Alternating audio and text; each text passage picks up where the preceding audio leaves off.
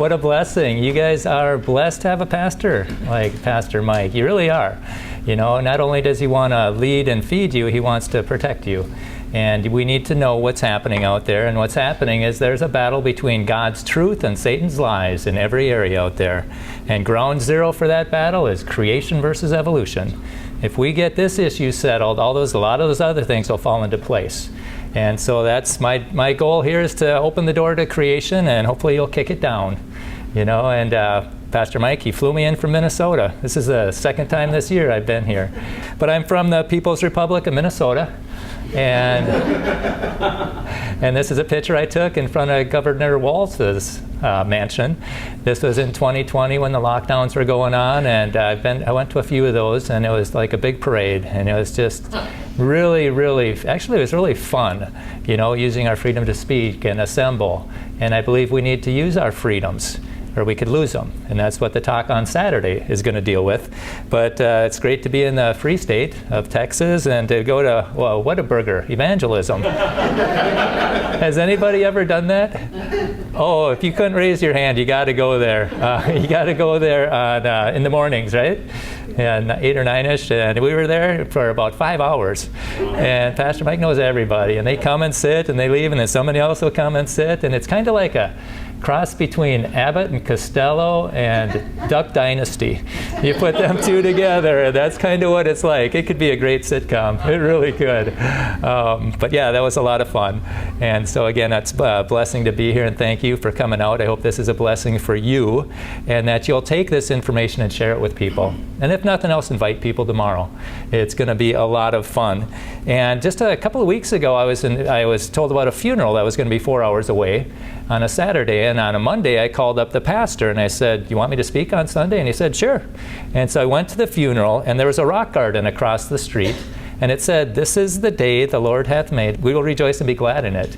And then the very next morning, I got up at pastor's house, and they had a thing where they write verses on it. And that was the verse in the morning. You know, "This is the day the Lord has made. Let us rejoice and be glad."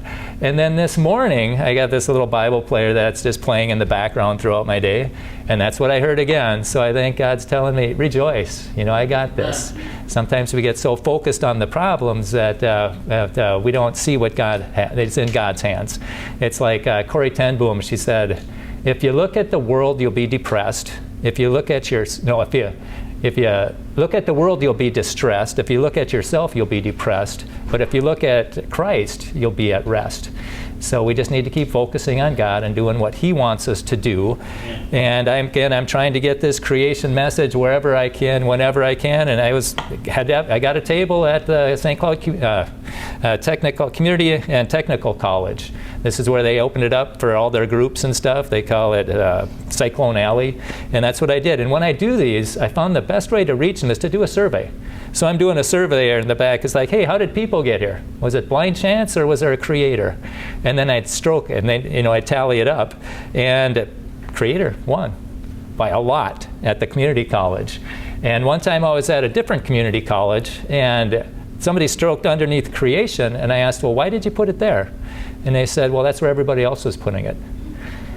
And so that I'd heard about this principle there. There's 15 to 20% on either side of any issue. You'll never change their mind. It's the middle 60 to 70% that you work on and get the current going the way that way, and then they'll go that way. And so that's what I'm trying to do. Get the current going to creation as much as possible. And I did it at St. Cloud State too. How'd we get here? Creation in 6 days, evolution over millions of years, and I thought it would just be a landslide for evolution. And they won, but not by much. So after all these billions of dollars and all these generations that have had evolution forced down their throat, people aren't buying it. And I do this. This is my office when I'm putting these talks together. I'll go to St. Cloud State in the busiest building. This one, I used to be at the door, but then they took the table away, so I couldn't be at the busy door. So now I'm at pretty close to the bathrooms. And I'll have this. It's blind chance or creation. And I'll just be working away. And this summer I came, and it was during break. There weren't any students around. But I'll work on my thing. And a student came up and talked to me for an hour. And that student is now the president of our Creation Club. So we just need to be out there. And again, I was in Houston in June. I was talking about the hydroplate theory. Has anybody heard of the hydroplate theory? Oh, you want to come on Friday? Oh, you're going to love it. And then on the way back to Houston, I put the sign up again in the airport. And then somebody came and I met him. We talked about creation. He goes, "Are you a scientist?" Well, and so we talked, and he was from South Korea, and his dad was a missionary to Mexico. And so I gave him my card, and these cards are available in the back. Make sure you get one, because I've got a YouTube channel where you can see this stuff, and if you're taking notes, don't worry about it. All this stuff, or a lot of it, is there. And this talk hopefully will be up there in a week or two, and so you can share it. If somebody missed it, you'll have all this stuff, this information. And so he could share this card with his dad and whoever. These things could be watched all over the world. And then on the way, was it 2 days ago I was flying? No, yesterday I was flying, wasn't I? Yeah. It's a blur. And they treat me like a king here. Oh my goodness, this Texas hospitality, it is so much fun. But so in St. Cloud, in St. Paul, in their airport, I put that up, but nobody said anything. One time I had Remember Jesus, it's just a beautiful, hopefully you'll see that flyer later on this week. And I had it, and I'm sitting there right as people are coming off airplanes. They're all coming up looking at this Remember Jesus thing. And a guy says, "You should take that down."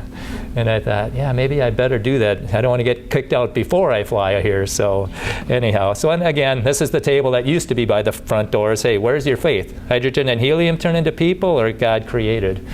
And I did the same thing on my bike. I have these things, and I'll park at campus. Right now it says, love your enemies, Matthew 5:44.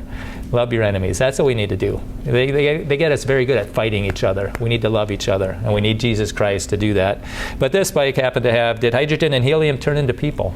And a professor walks by. Well, actually, I took this bike to a Little League game one time, and it was a rain delay, so I had a lot of time, and there's like 6 or 7 games going on, and I went walking around and waiting for the game to start, and 2 players came up to me and said, "What does your sign mean?" And I said, "Well, I usually bring this to St. Cloud State." And one time a professor said, "No, hydrogen and helium did not turn into people." And so I asked, "Well, what did the Big Bang make?" And he didn't say anything, so I helped him out. Made hydrogen, helium, a little bit of lithium. And he goes, "Yeah, and those things turned into stars that made the elements that turned into people." And I forget what I said to him. Something like, "You think we're mutated animals that came from pond scum, that came from exploding stars, that came from nowhere? Are you kidding me?" I think if it happened again, I would just say, "Prove it. Let's see hydrogen and helium turn into people." See, they have a lot of faith, and they think you don't understand it because you're not educated enough. But it's like the boy, the emperor who had no clothes. The uneducated people couldn't see the clothes until finally the little boy said, "Hey, the emperor has no clothes." That's what I think my calling in life is. I'm supposed to go around and say, evolution has no evidence. Molecules demand evidence. And anyhow.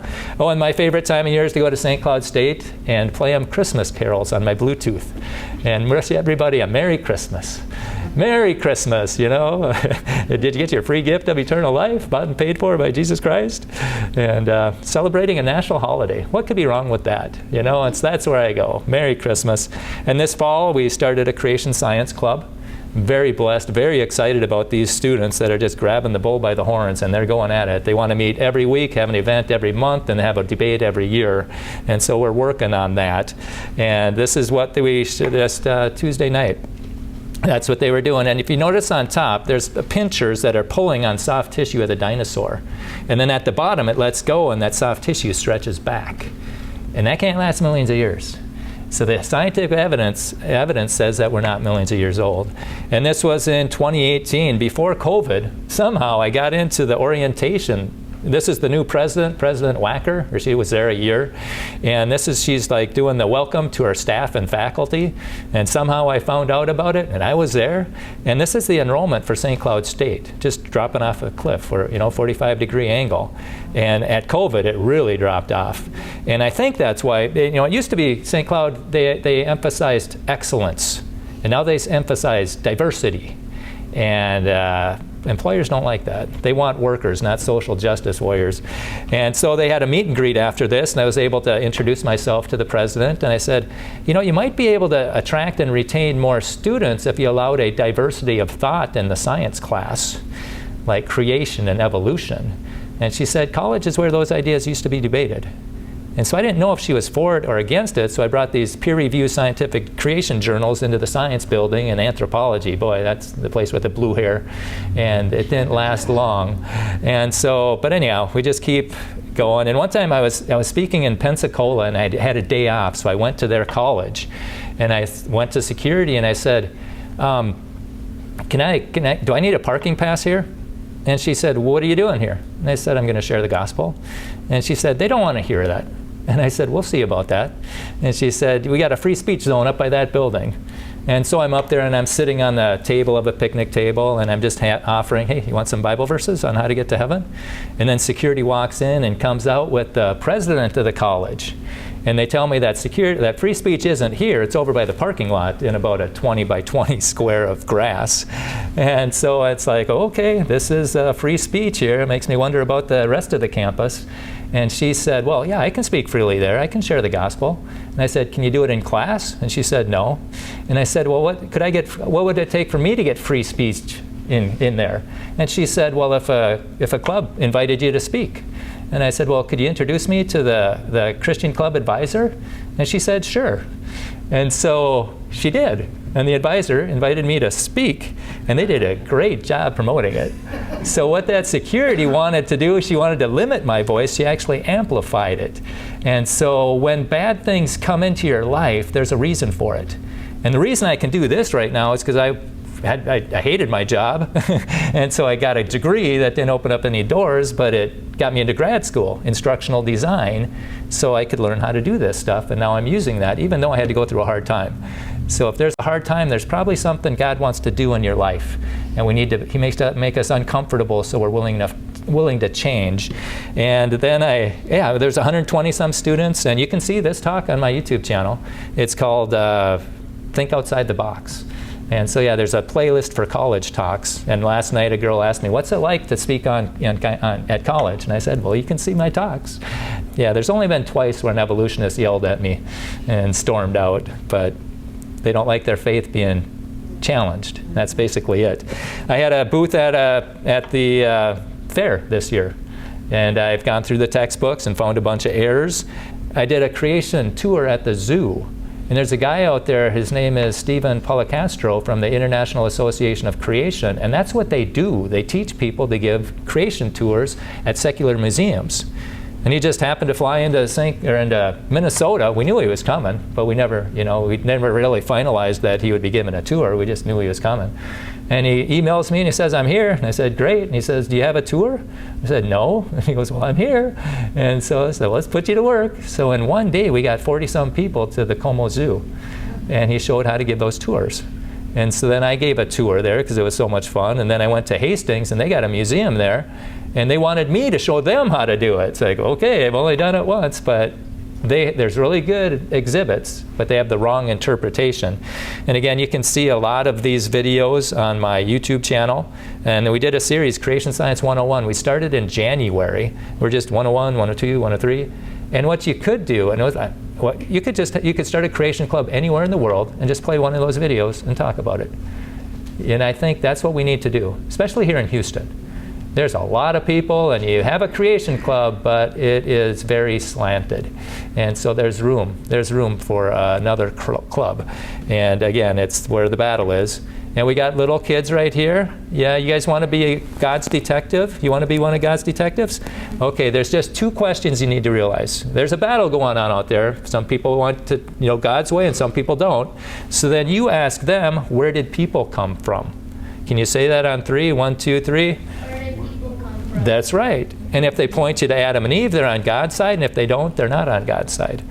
And if they're not on God's side, you really want to be skeptical of what they're saying. And then if you fight, and this is for anybody, if you ever meet somebody, and I do this all the time at campus, they don't believe in God, so I'll say, okay, we'll play in your ballpark.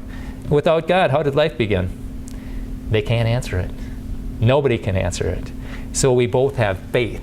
And when I talk to an atheist, I help them realize, hey, you got more faith than I do.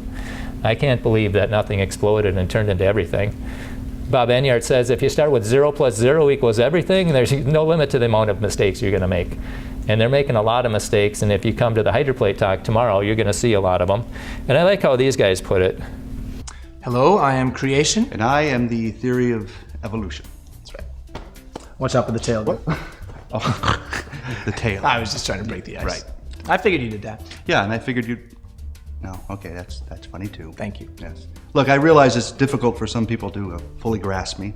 Well, that's just because you don't make any sense. Well, it does take a certain, what's the word I'm looking for? Something. Imagination? No. It takes a lot of. Deception. What's the word? A lot. Faith. No, don't ever use that word. Sorry. Evidence. That's the word. It takes a lot of evidence to fully grasp who I am. That's Evidence, yeah. Like the fossil record. exactly. So you guys have finally found all the transitional forms? No. Oh. You found a few, right? I mean, after 150 years of searching? No, not a one. Oh. So there really is no evidence. Right. So it does take faith. What do we say about that word? Sorry.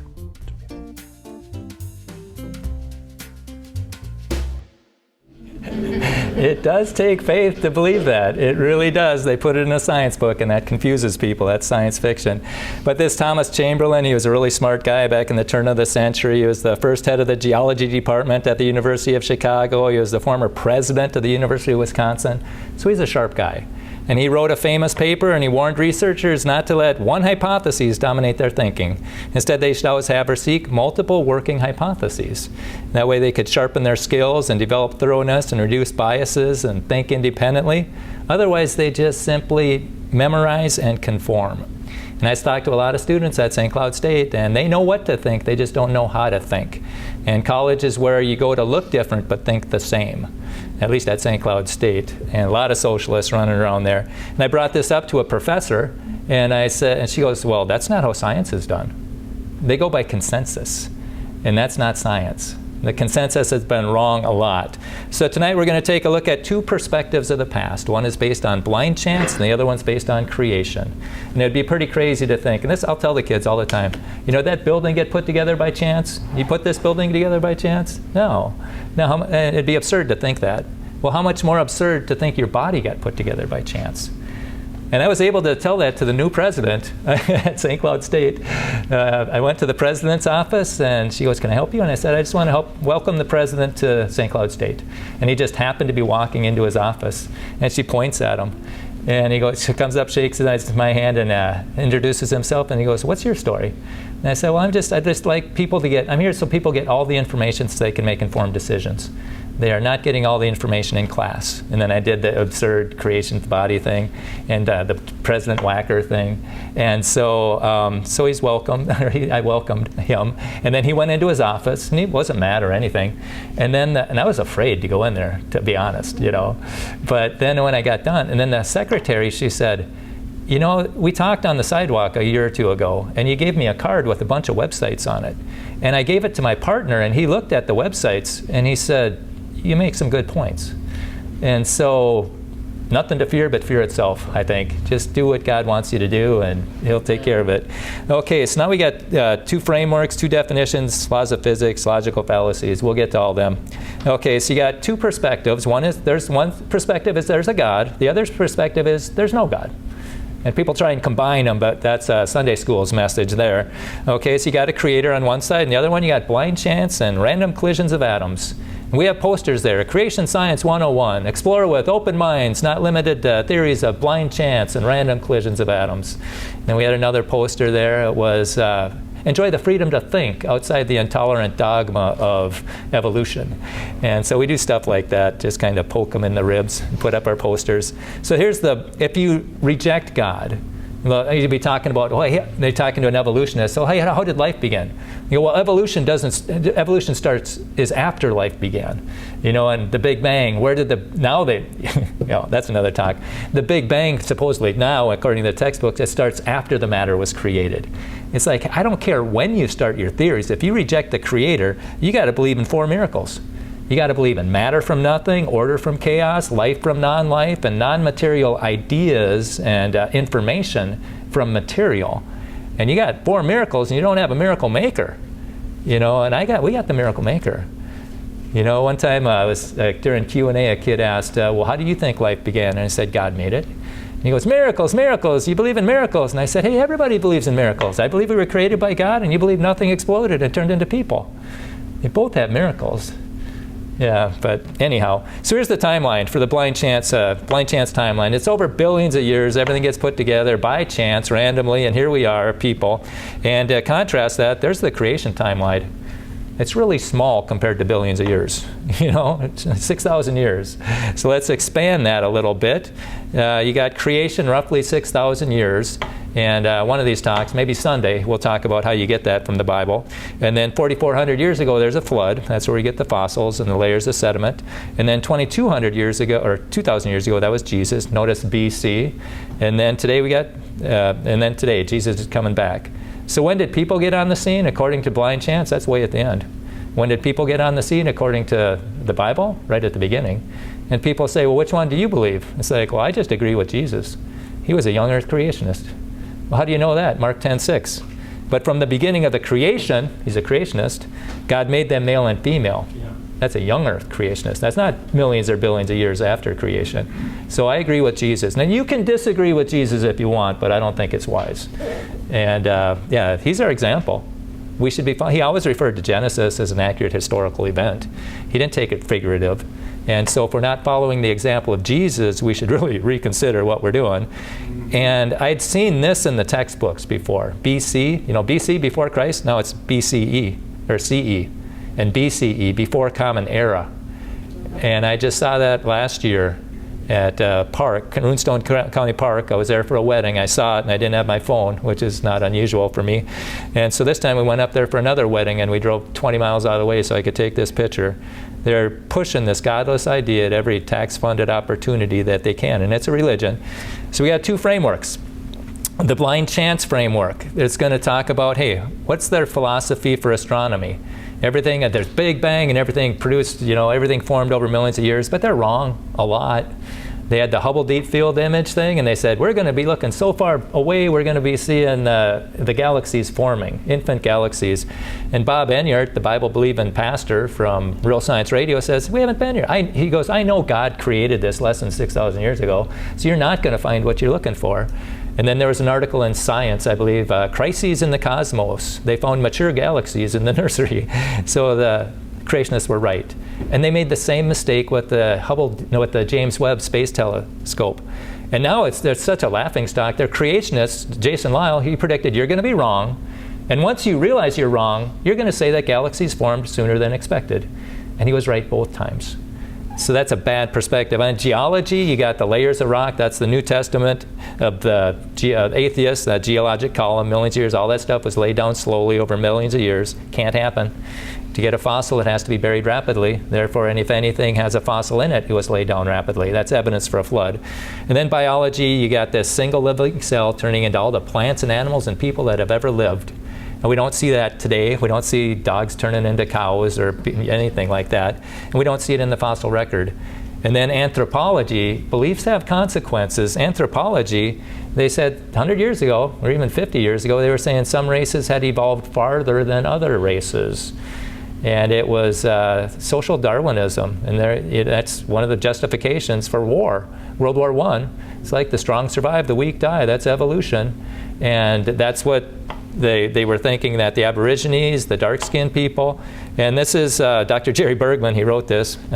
He's an incredibly prolific writer. He says the view that whites were superior and blacks inferior and more ape-like was commonly taught in science texts and even scholarly academic books published in the Western world from the middle 1800s to around 1960 and a few thereafter. So those were the scientists saying that. The scientists. So don't blindly follow the scientists. Follow the Bible. And a lot of those scientists, they don't believe in God. And Darwin himself, The Origin of Species by Means of Natural Selection, had a second title on the origin of, or the preservation of favored races in the struggle for life. They tended to scrub that second title from newer editions. And he was a racist. And this is what he wrote in The Descent of Man. At some future period, not very distant as measured by centuries, the civilized races of man will almost certainly exterminate and replace the savage races. So he was a racist, he was a sexist, and churches celebrate Darwin Day. It's like, what are you doing? It is just crazy. And so when they celebrate Darwin Day, I'll post this quote for them. Yeah, why don't you take down his statue? He was a racist. And then take down Margaret Sanger's too, because Planned Parenthood was put in place to reduce the black population. And so, yeah, start taking down those statues. Those should be at the top of the list. But anyhow, Not that I'm condoning that, but okay, now the creation framework, astronomy. God made everything. You know, he made the he made the greater light to rule the day and the lesser light to rule the night, and he made the stars also. That's my favorite phrase in the Bible. He made the stars also. You know how many stars there are? How many billions of galaxies have how many billions of stars? And God said, yeah, I did that, but let's move on. And every star has a different name, and they all differ from one another in glory, and that's what we find. They're all different, just like the Bible says. And so that's astronomy. Everything was created. And then geology, there was a flood 4,400 years ago, roughly. And that's where we get the fossils, like I said, and the layers of rock. That's the blueprint, the perspective of the past that's proper for geology. And then biology, everything was produced after their kind.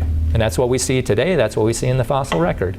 Everything produces after their kind, just like what the Bible says. That's a biology perspective. And it also says that the seed is in itself, another biological statement. And then anthropology, that's Genesis 11, the Tower of Babel. And that's where God separated the people. They confounded their language and scattered them across the face of the earth. And then isolated populations get dominant features, and we get the different people groups. I never try not to say race. When I fill out forms and it says, what race are you? I'll put other, and I'll put human. It's like, we're all the same. We're all the same. Don't try and get us separated and fight each other. Okay, now the two definitions. If you ever get in a conversation like this, and it'll happen, you'll say, well, I believe in science, I believe in science, not the Bible. So then you have to ask them, what's science? What do you mean by science? And I had this poster hanging above my head at St. Cloud State, and a student came by and wrinkled up his face. He goes, what do you mean? And I asked, well, what do you mean? What do you mean? He said, how can you have evolution versus science when evolution is science? And so I asked him, well, what do you mean by science?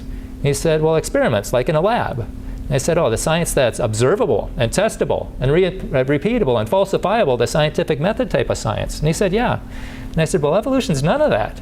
He said, well, sure it is. I said, okay, name an experiment that proves evolution. He said, well, there's lots of things. And I said, okay, just give me your best thing. And do this sometime, try it. What's your best evidence for evolution? He stopped talking for about 10 seconds. He looked up to the sky, went through the file cabinet of his brain. Why do I believe in this godless theory? And then he finally said, geology, as if that explained it. I said, well, what about geology? And he said, the layers of rock. I said, the geologic column? And he said, yeah. And I said, you got to be kidding me. You know, you believe that layers of sedimentary rock laid down by water all over the world is your best. I said, that could just as easily point to a flood, a worldwide flood in the days of Noah. You know, because I said, you know, all those layers of rock laid down by water all over the world proves that we came from a rock. That's what I told them.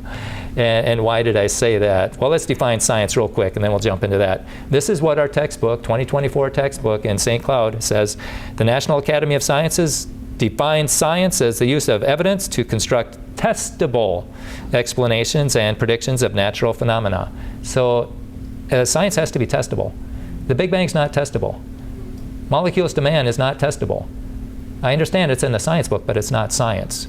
And that's what I'm trying to do, is get those imaginations out of there. But I said it proves that we came from a rock. And why did I say that? Because this is our college textbook. They're trying to explain how life began. And look at this for a fuzzy word, to the best of our knowledge. It should say to the best of our atheistic knowledge. And it goes on to say that, you know, it rained on rock for millions of years. Yeah. Yeah, Kent Hovind, he was speaking at a college, and somebody came up to him, and she was so mad. She said, tonight you said, we came from a rock. We do not believe we came from a rock. And he said, well, are you an evolutionist? And she said, yeah, I teach at the university. And he said, well, where did we come from? And that's a good question for you God detectives things. Where did that come from? She said, he said, well, you know, how did we get here? She said, from the prebiotic soup. And he said, well, where did that come from? And she said, from the macromolecule. And he said, well, where did that come from? And she said, well, it rained on the rocks for millions of years. And slowly it occurred to her that she believes she came from a rock. And they don't like it to hear that, but that's their problem. And then it goes on to say, somehow, despite this harsh environment, living organisms appeared. Somehow is not a science word. That whole section should not be there. None of that's testable. And then in our high school textbooks, you can see this too. I did a talk on it. The chemicals, the raw ingredients that make up life were constantly sloshing around, bumping into each other, and combining into new chemistry. Over millions of years, that process can lead to living organisms. And young kids, if you ever hear millions of years, that means a fairy tale's coming. It's not science at all. And so I did a whole talk on this, and this was false statement number 2. And you can see all of them had another talk. I got CS 108, errors in our textbooks. So why can't life start in water? Well, let's let Jonathan Sarfati explain that. He's got a PhD in physical chemistry, and he's a lot smarter than me. We're taught that chemical evolution started in the oceans, but you say that's the last place you'd expect to look. Why? Well, okay, to build up a big molecule called a polymer from many little molecules called monomers, for instance, proteins from amino acids and DNA or RNA from the nucleotide building blocks, every step of the way, every combination spits out a water molecule. They call that condensation.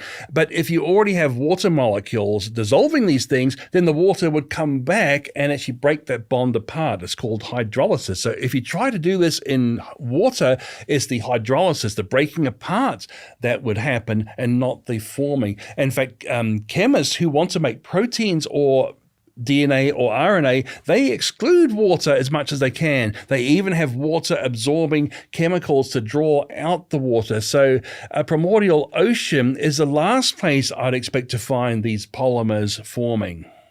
And that's the theory that has the best evidence, according to the science textbook, is that primordial ocean. And they've got a whole bunch of theories, and none of them work. And you can see this again. And this, you know, that Bob guy who talked about, he said, you're not going to find it, the galaxies. He had gone to RSR, Real Science Radio, rsr.org, and then put /NASA water. And you can be able to hear this, but NASA admits water is a problem for the origin of life. And so he got his question asked at this international conference. It was just a coup how he did that. And these are people from all over the world, international stage, and he puts her on the spot, and she squirms. This is for Dr. Wojtek, for Mary. It is from Bob, an independent science reporter. And the question is, rather than an asset, isn't water the enemy of prebiotic molecules? It's the universal solvent, and outside of a living organism, water dissolves life's building blocks like amino acids, sugars like RNA and DNA, various kinds of carbohydrates and other polymers. Shouldn't this chemical challenge be more openly acknowledged in astrobiology? I guess this assumes it's not acknowledged, but what do you say? I think it's acknowledged. And she's wrong. It's not acknowledged in the high school, and she tap danced around the question, pretending like she's confused, so we brought her back on topic. Sorry, I guess I didn't get Well, I think the question is, it posits that water is a challenge for prebiotic evolution, that because it attacks the various molecules involved. So, in some of the prebiotic things, this is something that people think about. Hydration and dehydration reactions are really important in prebiotic chemistry. And so postulating that life could evolve when there is no opportunity for an environmental separation to allow dehydration reactions actually is a problem, and people do address that. They don't address it in the science books. And I pointed this out to our school board. Yeah, I pointed out to our school board, and there's a whole talk on that, errors in our textbooks. The most up-to-date one is errors in our textbooks, Nebraska, because I gave it in Nebraska. And you'll be able to hear what they say, and apparently they don't want accurate textbooks. I couldn't believe it. And so you'll have to listen to that. But there used to be $1 million on the table if you could prove how life began. 13 years, nobody could do it. Now it's 10 million. 10 million, evo2.org. Show how that DNA got into that cell and replicates itself. Go ahead, $10 million on the table. So if anybody ever tells you that scientists have made life, it says, well, why don't they collect the $10 million then? And then evolution, that's the other term we have. We define science, now evolution. You know, we observe evolution, dogs turn big dogs, little dogs, therefore molecules demand evolution. No, they're way different. So typically when you say evolution, go molecules to man, fish to fisherman, amoeba to elephant, bacteria to blue whale. That's the type of evolution we're talking about. And this is their textbook. All life on Earth is related to a common ancestor that existed about 3.8 billion years ago. This process is called evolution. So they say everything came from a single living cell. And they think that's that way because it's so hard to get a single living cell going. and they know that. And Kent Hovind, he had this offer out there for a long time, $250,000 for any real evidence for evolution. But nobody saw the brochure, so they put it on a billboard between the St. Louis Zoo and the St. Louis Museum. Wanted real evidence for scientific proof for evolution. And they get calls, and they'd say, hey, we got some resistant soybeans. He goes, well, what'd you start with? And he said, soybeans. What'd you end with? Soybeans. Well, that's not evolution. You know, if you start with soybeans, you end up with a hippopotamus or something. Hey, yeah, well, let's talk. How'd you do that? But they don't. And I like what these guys say. Hello, I'm Creation. And I am the theory of evolution. You know, why is that? Why is what? That you're a theory. Well, because I sort of kind of haven't been proven at all yet. Well, what do you mean yet? Well, there's a lot of scientists still trying to prove anything about me. Oh, how's that coming? Yeah, not so good. Not so good. No. I'm sorry to hear that. Oh, it's okay. What about you? What, proof? Well, yeah, why aren't you a theory? Well, because every design has a designer. Ah, but what if that design is random? That's not possible. It has to be. Why? Hey, look, it's the missing link. What? You're just Sorry.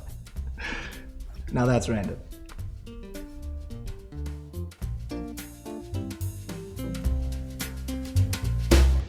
Okay. Yeah, I really like how they do that. Yeah. And then the laws of physics. Okay, this is if you reject God the Creator, now you paint yourself into a corner and you have to believe laws of physics don't work. And we're just going to go through a few of them here. You know, what caused the universe? This is the law of cause and effect. And the effect, or some of the effects, can never be greater than the cause. So what caused the universe? The universe is pretty big. So whatever caused it has to be bigger than the universe. And they can't explain that, but we can. A supernatural creator made a natural creation. It has to be. A painting had a painter, a building had a builder, you know, and it has, you know, if you allow for a God at the beginning, you don't break any laws of physics. Where'd the matter come from? This is nothing plus nothing equals the Big Bang. And that violates the first law of thermodynamics. You can't get matter out of nothing. And that matter falls apart. It doesn't become more organized. And I like how Eric Hovind does this. Welcome to Creation Minute. I'm Eric Hovind. Today, let me give you the evolutionary formula to make a universe. Start with some nothing. Add to that some more nothing. Then let's add some time. Let's add some more time. We've got it. It's a perfectly balanced universe. Look at that sun, moon, stars, planets. Everything's orbiting in perfect balance and order.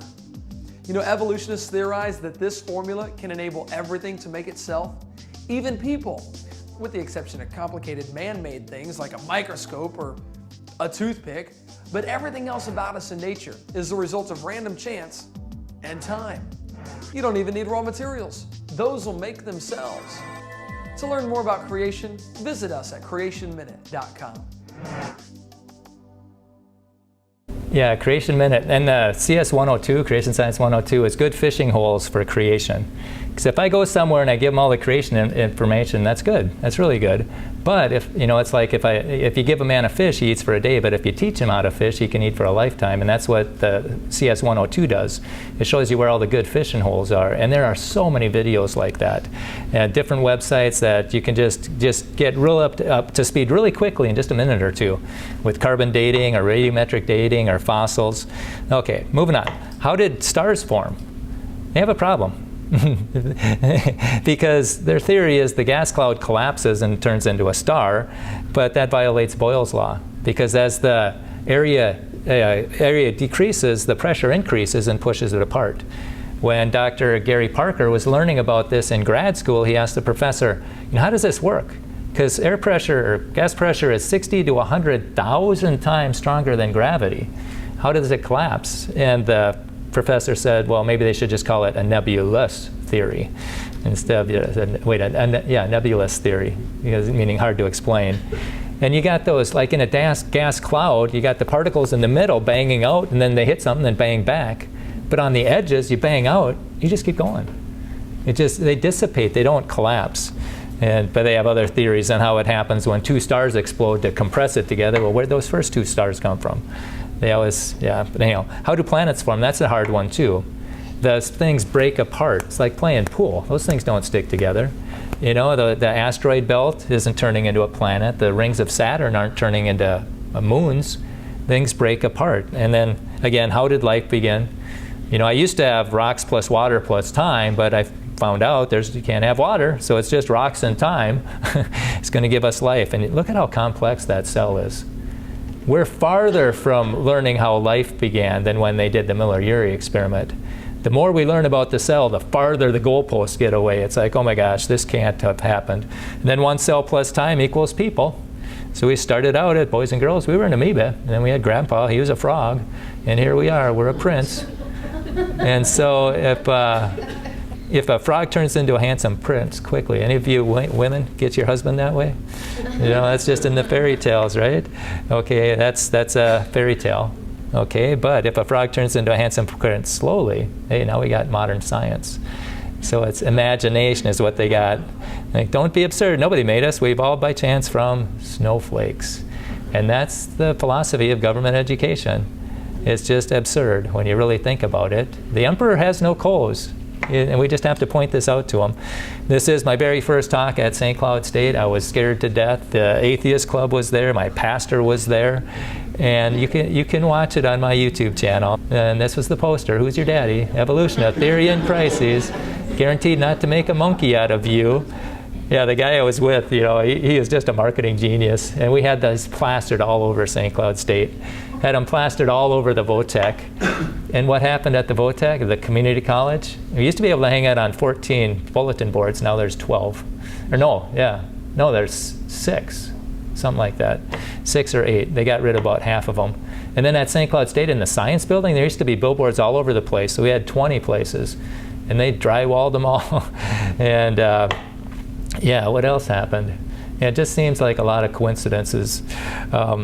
But anyhow, so I took this poster to the community college because we were going to do the talk a year or two later, and I wanted to promote it there. So I went into their lunchroom, and I taped the poster to my table. You know, I got lunch, and I sat right by the door where most people had to leave, and I had it taped there.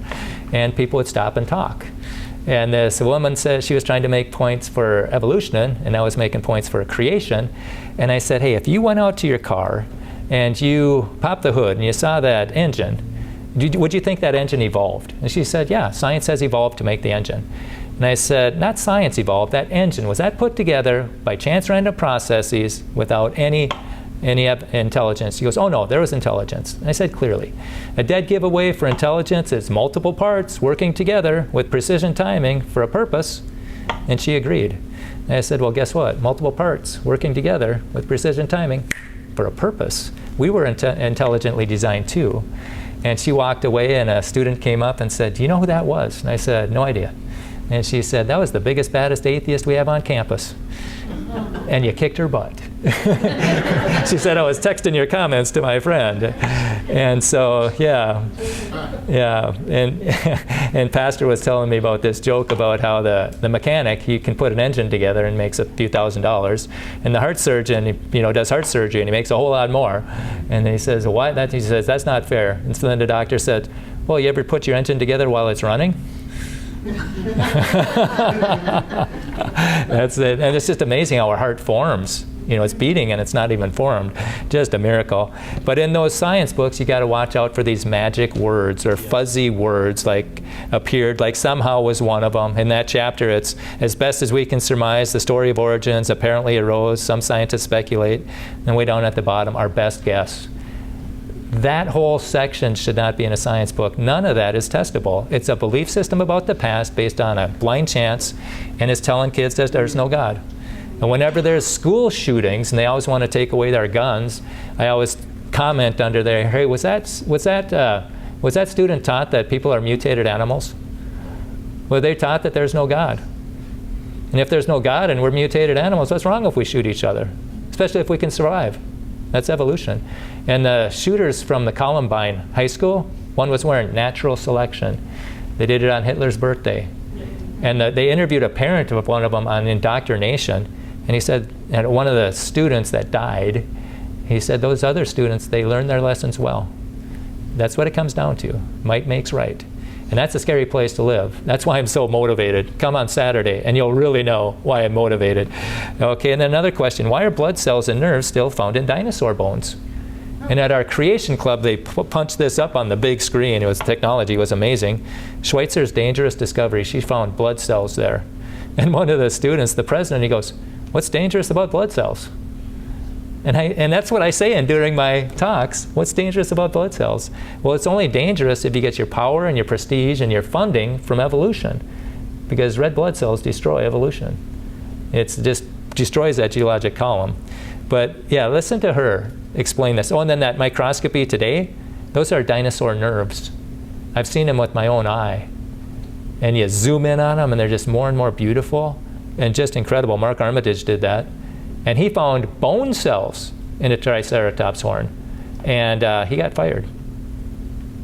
You know, then he sued him for wrongful termination, and he won.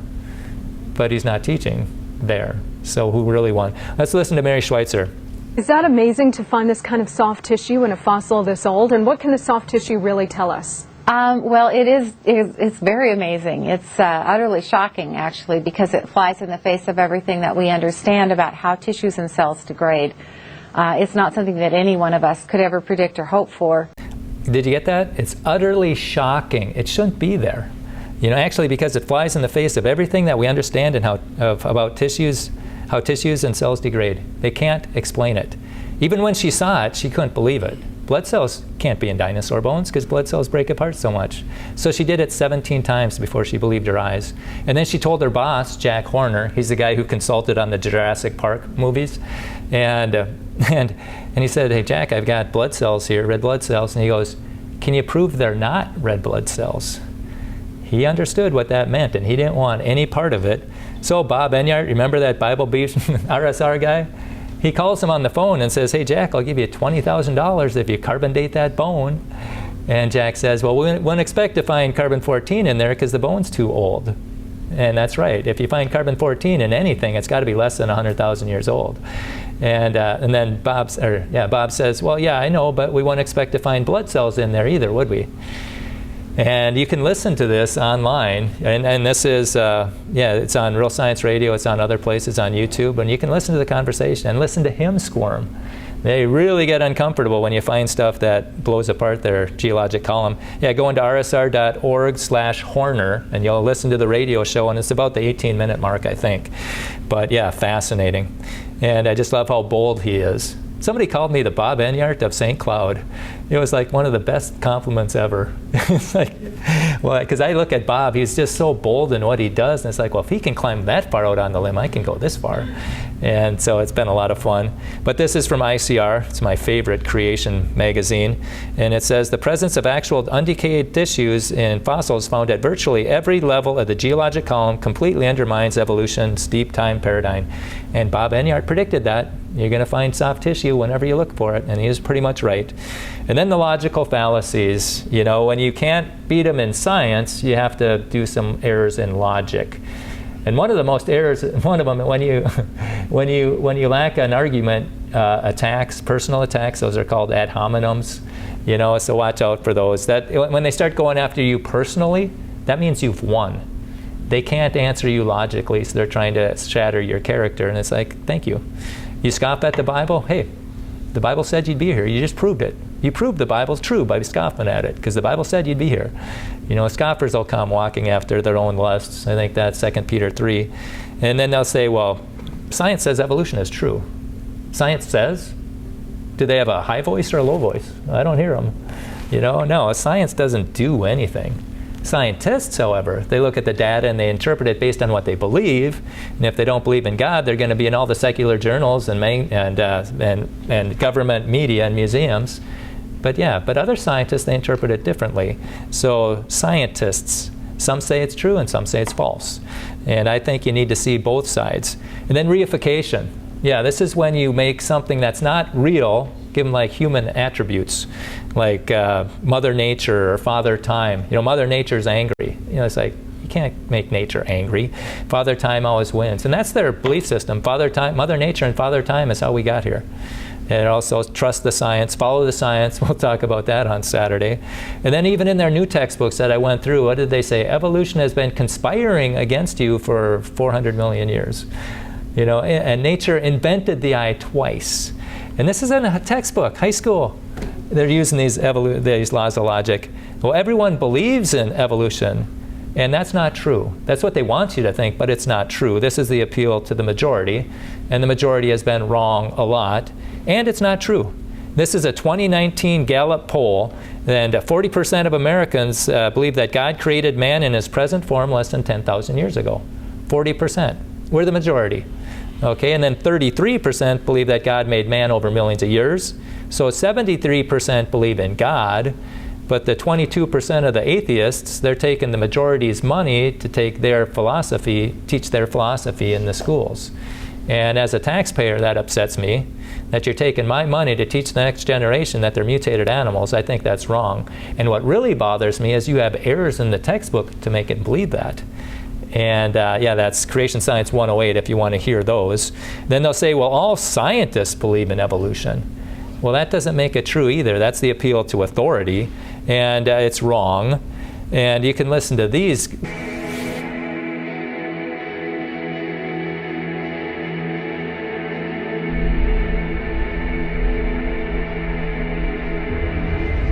Skeptical. Skeptical. Skeptical. Skeptical. Skeptical. Skeptical of claims For the ability of random mutations and natural selection. to account for the complexity. The complexity. To account for the complexity of life. Careful examination. Examination. Of the evidence. For Darwinian theory should be encouraged.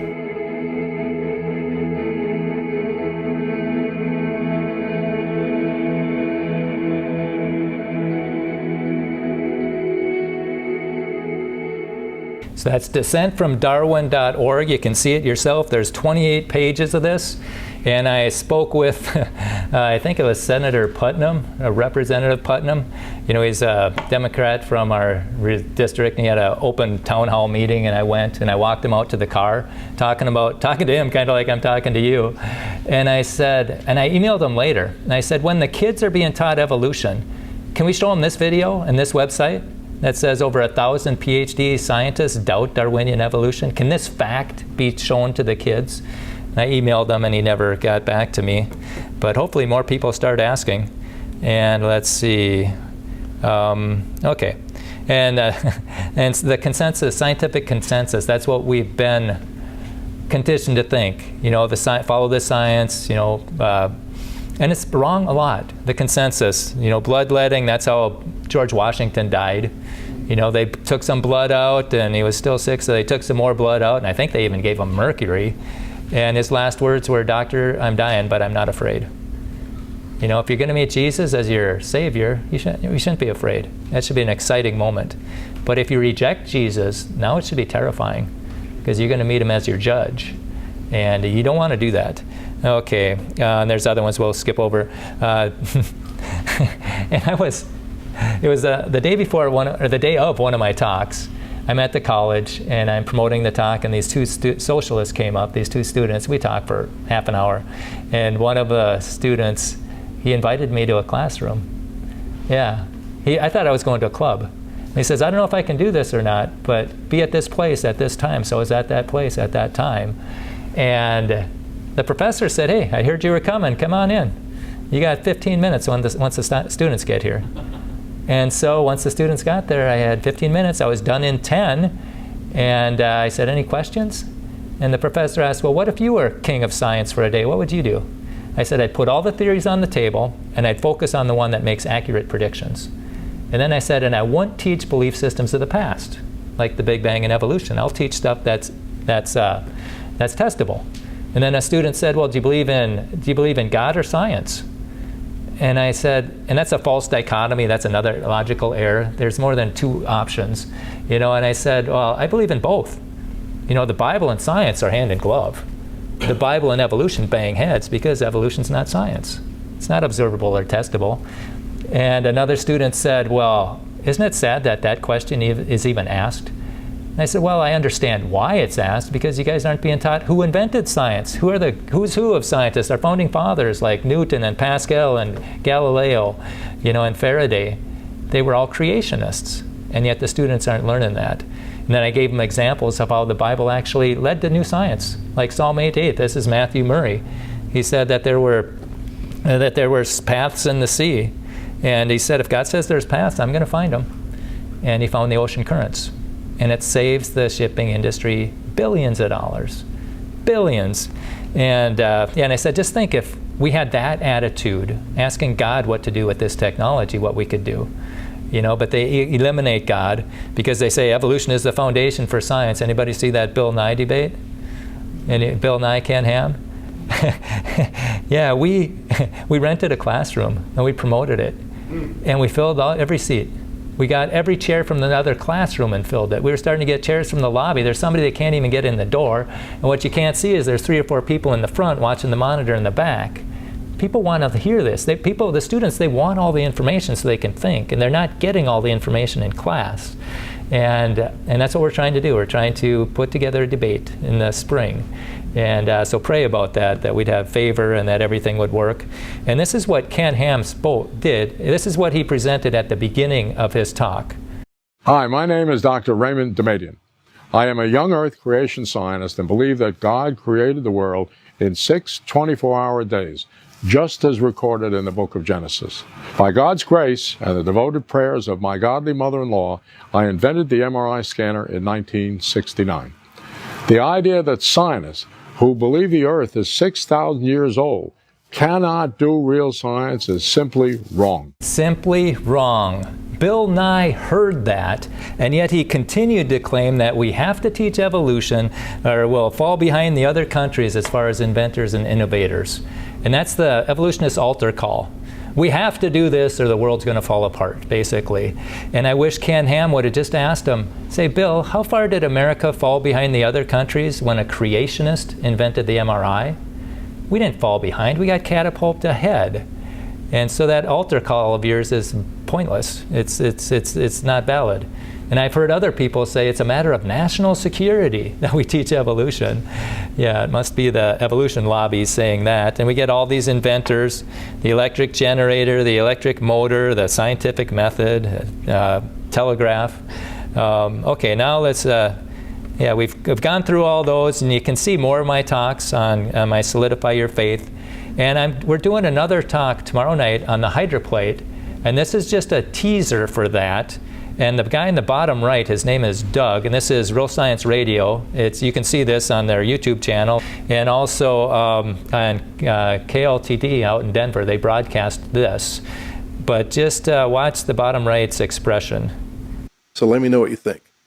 This is the most insane space news in a really long time. This asteroid, called Bennu, is 63 million kilometers away. That's 160 times farther than the moon is. Over the last few years, this spacecraft called OSIRIS-REx traveled all the way there, touched its surface, grabbed a sample, and brought it all the way back to Earth. And what they found in that sample is insane. It's rich in carbon, nitrogen, and organic compounds, all of which are essential to life as we know it, but we've seen that before. The asteroid is also covered in a mineral called serpentine, which looks like this. And these samples look just like the type of rock that we find here in mid-ocean ridges. This is where the stuff from the mantle of the Earth comes up and touches the water. It's underwater. Scientists think that this asteroid could be a chunk of an ancient small ocean world. This could be a piece of an old watery planet that's been traveling through space for billions of years, and we just took a sample of it. Wow. What do you think of that? Wow. Oh my goodness. We have a few minor tweaks for, first of all, that watery planet, let's call it Earth. Oh, yeah. Kevin Lee likes to say. I wanted to get your reaction, Brian, because when I saw that, I'm like, wow. She works for Walt Brown and Real Science Radio in creating a short for us without us having to do all that production effort. Yeah, she needs a raise, I think. Man. Well, what everyone just saw on display was an example of a victim of the government schools, a victim of the deceptions and the errors that Brian has uncovered. That girl to not even consider that this giant water planet is Earth, but that it's been traveling through space for millions of years, is because she has been victimized by exactly what Brian's been uncovering. And it's actually sad. It's sad to see, but it is instructive as to the work we have to do. Yeah. So if you don't quite understand why we're so excited, then come tomorrow night and you're going to see the hydroplate theory. That's what Pete Moore, he flew me down here this June to give a hydroplate talk. We had our very first conference online because it's not welcome in the other places. And we had 3 PhDs talk. We had 1 professor from the U.S. Air Force Academy, professor of astronautics. So we got some high qualified people banging this drum. We're making accurate predictions. We got the high ground and we need to make advancements while we have it. And basically he said, I don't care if I get blackballed. And that's pretty rare. You know, if you don't bow down to evolution and the Big Bang, you could lose your job. And basically he says, I don't care. He wants to go for the truth. And I gave that, well, that's for a whole nother talk. But yeah, and so what I like to do in Virginia one time, they called me the Johnny Appleseed of creation. I like to get the most out of my miles, so speak as much as I can. And what I'd really like to do is plant, instead of the seeds, I'd like to plant trees. Get creation clubs going in every community and funnel them to the regional creation speakers. You know, like there's one here in Houston, Greater Houston Creation Association. Get involved in that one. But anyhow, this is our local creation club. Before COVID, we showed creation movies at our public library. Okay, we should start wrapping things up. So Friday, answers to scientific problems. That's the hydroplate theory. That's going to be on Friday night. Yeah, what's today? Thursday. Okay, yeah, it's going to be tomorrow night. Okay, and we had posters of these at St. Cloud State, and they stole them twice. And they know who did it, but they won't tell us if it was a student, faculty, or staff, and they won't make them pay for it. It struck a nerve with somebody, and I don't think it's a student because they won't understand the ramifications of it. And then Saturday, we're going to be talking about exposing tyranny. There's some evil in the world, and they've identified themselves, and they do not have what's best for us. But I think if we get enough people to push back, I think that we got a chance. And basically, we need God, basically. And then Sunday is debunking theistic evolution. That's what I spoke on when I was here in Houston. I got to do a chapel at the College of Biblical Studies. And so I pounded theistic evolution into the ground, and hopefully they never resurrect that again. And then the Creation Week, that'll be Sunday. And so let's start, this will wrap it up. Okay, Lucy, our supposed ape-like ancestor.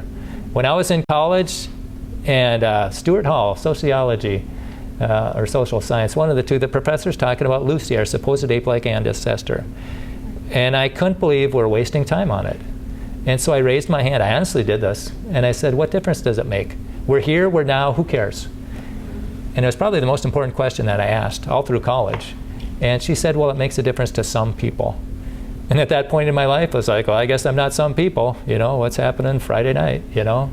But what I come to realize is this should make a difference to everybody, to all people. Because if Lucy is our ape-like ancestor, well, then the Bible's wrong. There's no Adam and Eve. There's no sin that came because of the fall.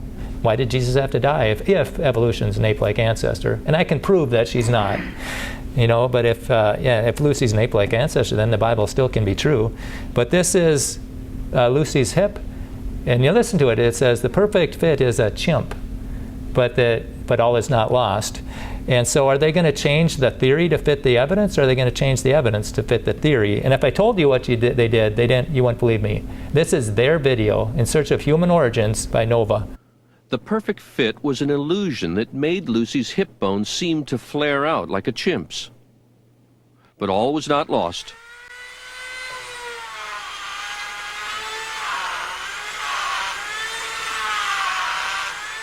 Lovejoy decided he could restore the pelvis to its natural shape. He didn't want to tamper with the original, so he made a copy in plaster. He cut the damaged pieces out and put them back together the way they were before Lucy died.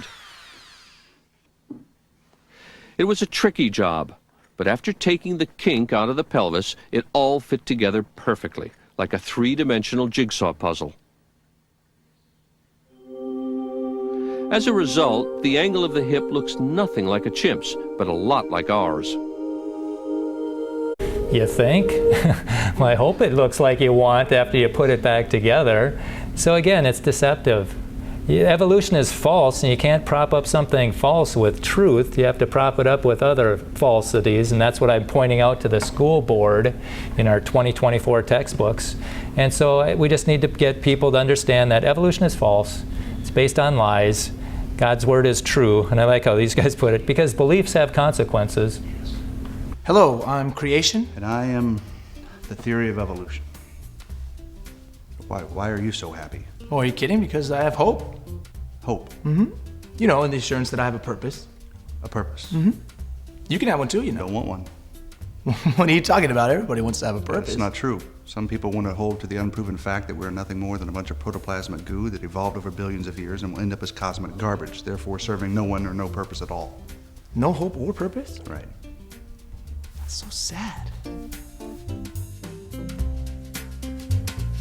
But that's what it is. That's what it is. And so, yeah, and so I try to reach the students any way I can. And you're right, advertising works. And so I'll sit at the busiest door. If you were to die today, where would you go? Heaven or hell? And what if you're wrong? And so your beliefs have consequences because you're going to answer these questions. If you believe in the Big Bang and evolution, well, who am I? I'm a mutated animal. And what am I worth? Not much. Just a bunch of chemicals. You're not worth much. Why am I here? No reason. You know, if it feels good, do it. Why not? And where do I go when I die? Nowhere. It doesn't matter if you were Hitler or Mother Teresa, you go to the same place. It doesn't matter. But if it's not true, if the Bible is your foundation, if you have a creation perspective of the past, well, who am I? Hey, I'm made in the image of God. You know, he designed me for a purpose. He'd wired me a certain way. And what am I worth? I'm of infinite value. You know what Jesus did so I could go to heaven? You know the price he paid? Yeah, I'm priceless in God's eyes. And why am I here?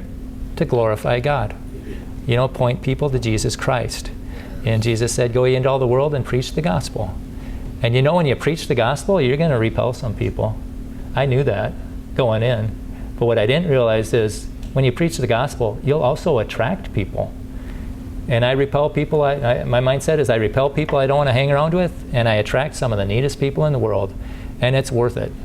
So go out there, be brave like Clay. He's got that shirt, absolutely. And yeah, and when I see people with a Jesus shirt, man, I'm attracted to them. It's like, thank you for wearing that. That's what we need. We need the Christians to be bold, to stand up, and then when one person's bold, other people will be bold. And let's get a snowball of people standing for the truth, saying, hey, evolution, you got no clothes. There's no evidence. Why am I here, and where do I go when I die? If I put my faith in Jesus Christ, I can go to heaven. If I reject Jesus Christ, I go to hell. And that's what I really try to get across to students. Hey, I'll ask them, hey, where do you see yourself in 4 years? Oh, I'll have my degree, da-da-da-da-da. Where do you see yourself in 40 years? Well, after my career, I want to do da-da-da. Where do you see yourself in 100 years? I'll be in the grave. And I said, yeah, your body will be in the grave, but where's your spirit going to be? And when you can because basically, pretty much almost everything we do is going to burn. Well, what we do that's not for Christ will burn. You know, wood, hay, stubble. But what you do for Christ, there's gold, silver, precious stones. And so I encourage people to focus on what matters in 100 years. You know, readjust our schedule to help other people get to heaven. And I encourage people to start a creation club, or at least share stuff, because that's where I think ground zero is. And you can, because everybody's got an opinion on it, and you can talk to them, and you might not convince them, but you might put a pebble in their shoe that irritates them. And they can reject my questions as they walk by, but subconsciously, it works on them. And I hope that it wakes them up at night. And so again, here's our schedule. And that's 6 p.m. on Saturday. Sorry about that. Thank you. But I'll turn it over for Pastor. Thank you so much. I do appreciate that. Yeah.